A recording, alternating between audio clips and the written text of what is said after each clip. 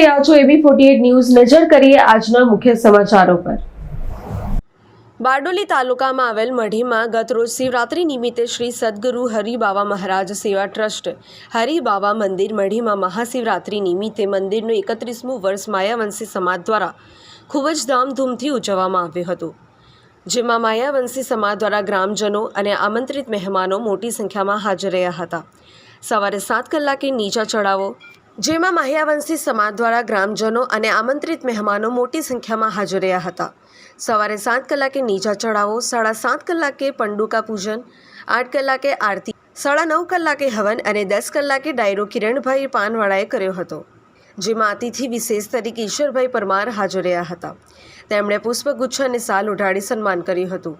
ત્યારબાદ રાત્રે 9:30 કલાકે ભવ્ય લોક ડાયરા યોજવામાં આવ્યો હતો, જેમાં મુખ્ય લોક ગાયિકા પૂનમ પ્રજાપતિ, પૂનમ પટેલ અને ગાયક ટીમલીના કિંગ એવા કમલેશ બારોટ હાજર રહ્યા હતા અને ડાયરાની રમઝટ બોલાવી હતી। નમસ્કાર, જય શ્રી હરિબાવા।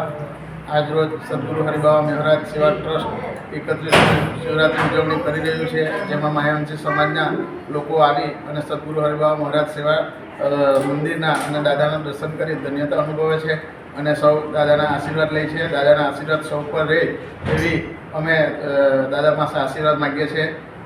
સદગુરુ જય સદગુરુ હરિબાવા મહારાજ। અંજેશ પરીખ, AB48 ન્યૂઝ, મઢી।